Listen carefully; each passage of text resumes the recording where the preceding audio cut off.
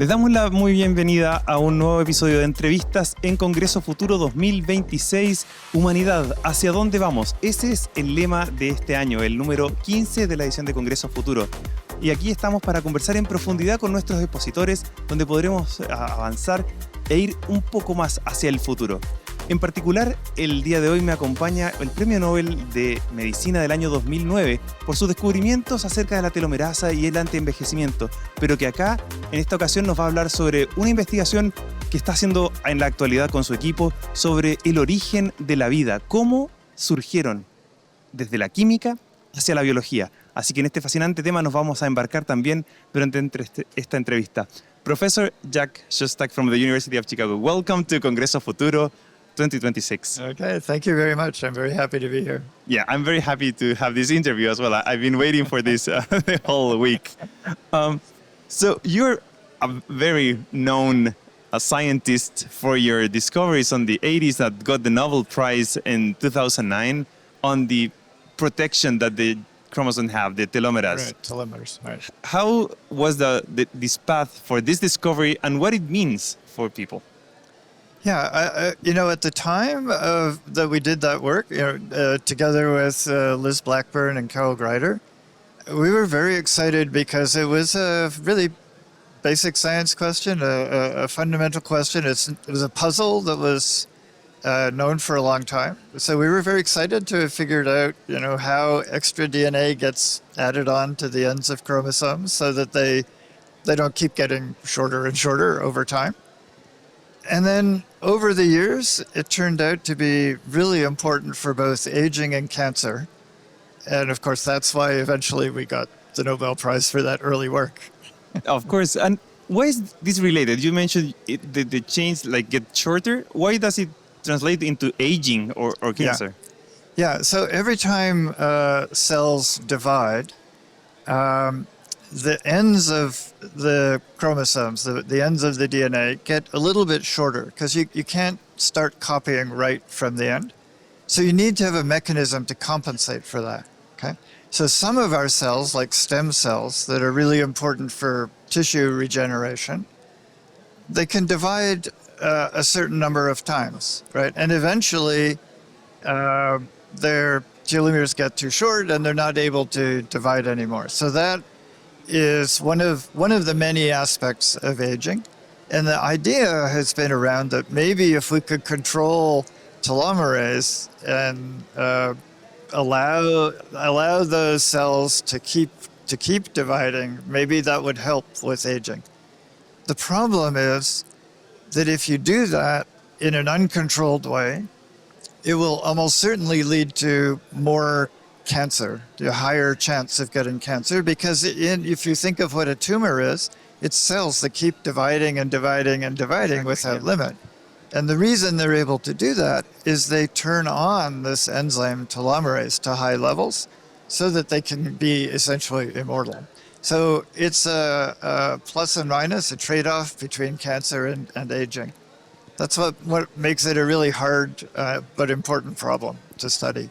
It's really funny to think. It's like someone that is tired of being copying all the code once and again, and the other one is like it's overrun. Yeah. So why the nature is like that? I mean, is still some open questions on how this is regulated? Yes. There's a lot of open questions. So I think telomerase is one of the genes that's most closely regulated in very complicated ways because it has to be controlled so that we don't develop tumors and die. In fact, more than 90% of tumors die at a very small size because of this senescence, because they failed to turn on telomerase. So it really needs to be closely regulated. And how this field has changed since the year you got the Nobel Prize in 2009. I mean, it's been a lot of research in cancer, in aging, of course. Yes. So I imagine it's been a long journey with a lot of change. Yeah. There are a lot of people, many different labs working on this now, both from the point of view of trying to have a cancer therapy. So people have tried to develop drugs that turn off telomerase in the hope that that would cause tumor cells to die. That turned out to be more complicated than we thought at the beginning because there are other pathways that get turned on. So it's not so simple. And now there are also, of course, many people studying telomerase from the point of view of aging. And the hope is that if we understand the regulation well enough so that we could turn it on the right amount in the right cells at the right time, maybe it would help with aging and not have some of the bad side effects. So that's something we are waiting for. I mean, the people, the community get to a solution for sure. Yeah. I want to kind of change gears. You developed a field, or you worked in a field that it was very promising, or is very promising, with extremely exciting science output or possible science output like aging and cancer. Yeah. But then you kind of switch your career towards other very interesting questions like the origin of life. How did that happen in your career? Yeah, so I left the field of telomeres and telomerase fairly early on, partly because, in fact, many new people were coming into that field. And I thought they will do all of the important next steps. So maybe I could just find something different. And there are many, many interesting questions out there. I looked at a lot of different possibilities, but at that time, the discovery by Tom Cech and Sid Altman of ribozymes, the RNA molecules that can act as enzymes, was a new and exciting field. I was kind of surprised not that many people were going into it. I thought we could make some contribution there. So that was my first step in a different direction. We worked on these RNAs for quite a while. Then we realized we actually would like to be able to evolve new ribozymes that do things we're interested in and not just rely on what's in nature. So that led me to work on directed evolution, molecular evolution, for most of the 90s on RNA and DNA, also peptides and proteins. That got me interested in some biotech ventures that turned out to be quite interesting. You can mention them if you want that. Well, yeah, I was a co-founder of a couple of companies. One went bankrupt, but the second one turned out to be quite successful. And we actually used the technology we had developed in my lab to develop new drugs. And that work is still going on. The company was bought out by a larger company, but the technology is still being used, which is very satisfying. Of course, yeah. But then what led me to my current field of the origin of life is we had spent a lot of time doing evolution in the lab with brilliant students, all the instruments you could want, right? Great facilities. And that made me wonder, well, how did evolution get started on the early Earth spontaneously, right? And I've become more and more obsessed with that question. It's a fascinating and difficult question, and it's also brought me into contact with people from all different areas of science, especially astronomy, where people are looking for life out there in the rest of the universe. It's a very fascinating path, actually. I mean, doing all this led to, solve different questions. Yeah, right? Yeah. There's so many. We don't have to stick to one thing, right? Exactly. The world is full of interesting questions. Scientists are curious by nature. Yes, absolutely. You mentioned, several things I would like to go into details now. The first one is, okay, we are studying evolution, right? But we don't know where it started, because it's like when you make the difference between physics and chemistry. Chemistry is just an extension of physics. Most people say it won't. Or the same with biology and chemistry and sociology and biology is not the same. So how are these boundaries in science? Like, how can you go through them? Yeah. I think the important concept is an emergent phenomenon. So if you're studying, say, the physics of, like elementary particles or atoms, you learn certain rules, you learn behaviors. But then when you have collections of, say, molecules, their interactions become more complicated and surprising, and new levels of complexity emerge. And that happens again and again as you go to higher levels of complexity. And that is, in fact, the transition from chemistry to biology is one of those kind of emerging phenomenon where you have interactions that lead to new phenomena. And we'll definitely talk a lot about this in the next vlog. But before we jump into that, what would you say are your favorite questions in science that leads to this? I mean, you told us your path. Yeah. But I mean, those questions that really make you think, okay, I will switch. I make switches in my life. Yeah. So when I was thinking about changing fields, right, I think to me there are three big, huge scientific questions. The origin of the universe. I thought that's too hard for me to work on. There's a lot of people working on that as well. Yeah, it's very mathematical, very deep physics. Then there's the origin of the mind, of consciousness. I think if I was a young person, I might go into this field of neuroscience and behavior because now we have tools, but that's also an incredibly difficult problem. And then there's the other one, the origin of life. And to me, that seemed like the simplest of these three big problems. So Oh, wait. I have been working on it for 25 years now, so I guess it's not that simple. But No. it's at least simple enough that we can make progress. Yeah, I mean, those are really huge questions. And one of your thoughts on your talks is like, well, maybe this is a very tough question by one itself, but you can split it in separate questions. Right. And anytime you have a really big problem, it's helpful to try to break it up into simpler components.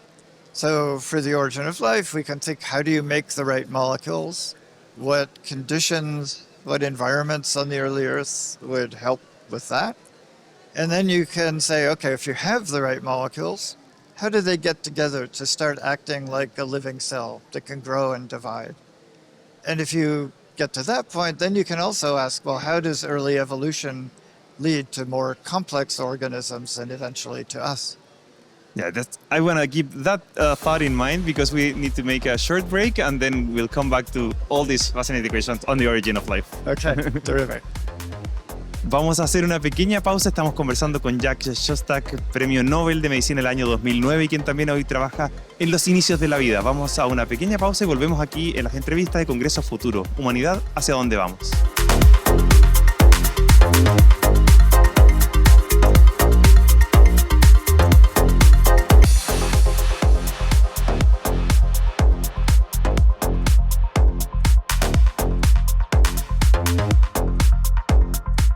Estamos de vuelta en Congreso Futuro 2026 en nuestras entrevistas aquí en TV Senado.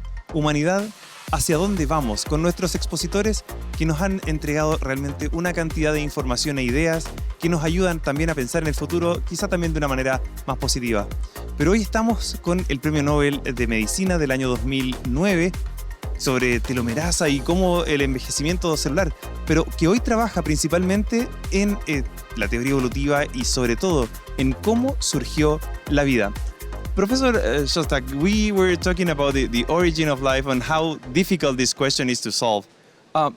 What are the largest or the main difficulties in understanding how can life emerge from the chemistry to biology? How can do this jump?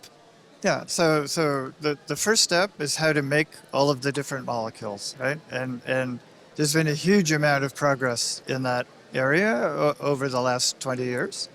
A lot of the old ideas, like the primordial soup, we don't believe in that kind of theory anymore. We have experiments and ideas about how to make a lot of just the right molecules. So once you have that, then there's the question, how do they get together and start assembling into something that is actually a cell that can grow and divide? So for that, again, we break that problem down into two main areas. One is the cell membrane.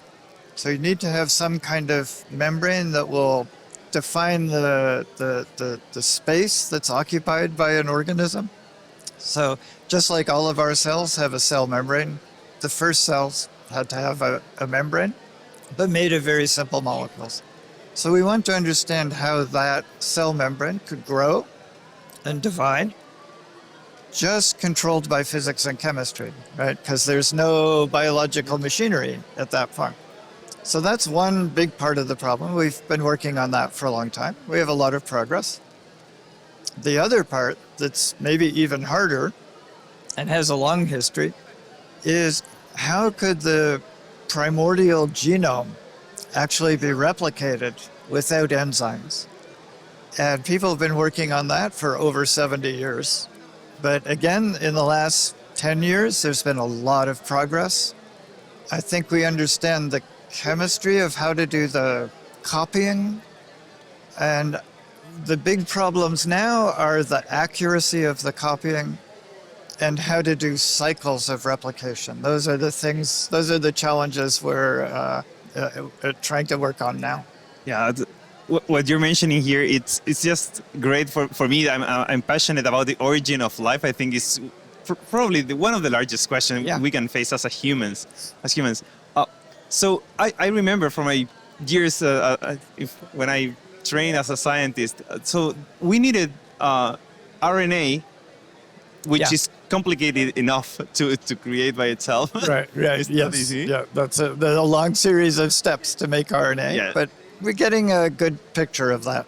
And then you need some instructions for it to copy, right? And you need to be there at the same time and interact with each other. So how are these? Okay. So the way we think about it now is that the chemistry of the environment can actually bring in the molecules that would be used to copy RNA. So it'd be food essentially delivered from the environment, going into cells, and spontaneous chemistry can do the copying. So you don't need a catalyst at the beginning. Like proteins or... The proteins came much later. We do think that an RNA that can help RNA to get replicated is an important early step. But at the beginning, even before that, it's just chemistry and physics. What kind of chemistry and physics are we talking here for people who is not probably... Yeah, so the building blocks of RNA are nucleotides. Yes.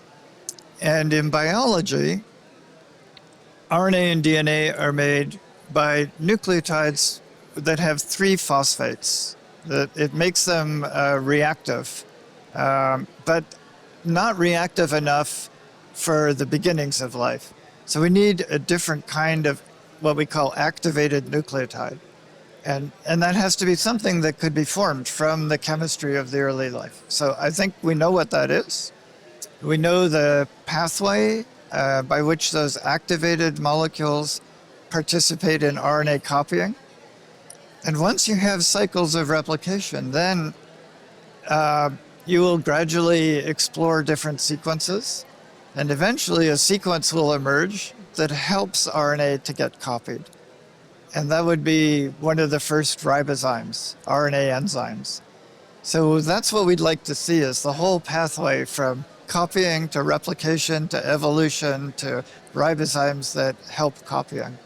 In that regard, I mean, you mentioned there are emergence of properties in nature, right? Like you mentioned... At higher levels of complexity. Exactly. So this would be one. That would be one break of symmetry, physics will call it, probably. Yes. And where would evolution begin in that regard? Because you have reactions, but that's not looking for something. A lot of people think in evolution like, okay, there is some survival of the strongest or something like that, right? But in this case, you can different. imagine a large population of protocells, and maybe they all have different little bits of RNA in them, different sequences. So, as we've seen from our lab experiments much earlier, if you have enough different random sequences, some of them will do almost any job you want, including catalyzing reactions and including catalyzing RNA copying chemistry. So the evolution would go first from finding a essentially random sequence that does something helpful, and then through mutations and selection for higher activity, you would gradually evolve better and better ribozymes that do more and more different jobs. So it would be like it will emerge. Evolution will emerge naturally. Yeah. Okay, Yeah. that's great to like the beginning. It will be another break of symmetry, let's say. Yeah. And as that, essentially what that process is doing is it's coding information about the environment and about the cell in its primitive genome. I see. Okay. So these are a lot of steps. You mentioned so many steps on people. I mean, you mentioned the connection with astronomy. Astronomers are trying to discover planets that are similar to Earth. Yeah. And we know there are many. There's so many. Right. Billions and billions of planets. Right. Sure. But then you need the very precise conditions for this to happen. What are your thoughts about the future? Do you think life is something very common or very uncommon in the universe? Yeah, I can't answer the question. I don't know the answer, but what we're doing is trying to figure out what that probability might be. I have to say, many of the steps that we thought were almost impossible turn out to be very easy. But as you said, there are many steps. If one or a few of them are very difficult, or maybe it's hard to go through the whole series of steps, that could make life very rare. So it all depends on whether you can get through the whole pathway quickly and easily, or it's very, very difficult. Yeah, I know we have a long story, 3 billion years, that with a lot of events that shape the life on Earth as well. So we're really waiting for our astronomer friends to find signs of life on another planet, right? If that happens, and it might in the next 10, 20, 30 years. We'll see, yeah. Then we would know that it's not that difficult for life to get started. Until we have a second independent example, it's hard to say if the probability of life is almost zero or almost one. Yeah. Probably a mathematician will call it low number statistics with only one case. With n of one, you can't conclude anything. Definitely. Yeah. One question that fascinates me, I used to make a podcast on science for the general public, was what we call life. Where does life begins scientifically? We don't know, but we don't have a definition, like a precise definition of life. You mentioned some sorts. How can you relate to this? So I actually wrote a paper saying that trying to make a precise definition of life actually doesn't get you anywhere. You can argue endlessly about where to put the boundary between non-life and life, and you could argue about it till the end of time. So to me, what's really important, what matters, is understanding the pathway, all the steps from simple chemistry to more complex chemistry, to simple life to more complex life. That's what I want to understand. Yeah, it sounds great because it's really hard. If you define it, you can call a computer artificial intelligence. Fire can fit into some definitions. Yeah. Right. So, it's not really helpful. Yeah, I understand that. So this is more a personal question. What would be the discovery or the research that has surprised you the most, or that is making you go to the lab again and again? So over the last 25 years of working in this field, we've had many completely surprising results. Results that you just couldn't possibly just dream up by sitting back in your armchair and thinking. So we're always doing experiments in the lab, and puzzles come up, and often they tell us we're not thinking about things the right way. So the chemistry of RNA copying turned out to be very surprising. The properties of simple membranes have turned out to be very surprising.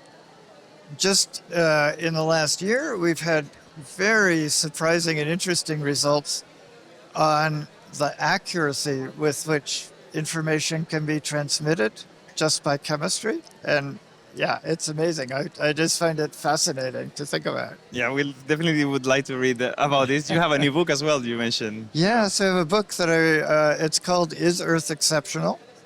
It was written with my colleague Mario Livio, who's a well-known astronomer. So Mario talks about the question of life out there in the rest of the universe, and I wrote about what we know about how life got started here on Earth. So we invite people to actually read that book. One last question. We are here at Congreso Futuro looking forward and asking humanity, where are we going to? How can this question of the origin of life can help us to build a future? Yeah, I think my perspective on that is that what we're learning is that the origin of life is a natural phenomenon. And to me, that makes me feel like we're all just part of nature, right? We're an emergent phenomenon of nature. We're part of nature. And so I think, that should influence how we think about who we are and our duty to take care of the natural environment and to take care of each other. Obviously, Congreso Futuro is playing a really important role in addressing these questions of the future of humanity, the effects of so rapidly developing technology, both artificial intelligence and biotechnology. We have to have everybody know enough about these things to participate in the discussion of how to deal with these. Definitely. Thank you very much, Professor Jack Szostak, for coming here to Chile, to Congreso Futuro, and be here in this interview. Thank you very much. It's been really a delight to be here and great to have talked with you. Thanks again. Le damos las muchas gracias al profesor Jack Szostak, profesor de la Universidad de Chicago y Premio Nobel de Medicina del año 2009. Hasta aquí dejamos esta participación de la entrevista de Congreso Futuro, pero recuerden que pueden encontrar no solamente esta, sino todas las demás entrevistas y participaciones en Congreso Futuro en las redes de TV Senado. Será hasta una próxima vez. Me despido, soy Juan Carlos Beamín y nos vemos en otras entrevistas de Congreso Futuro.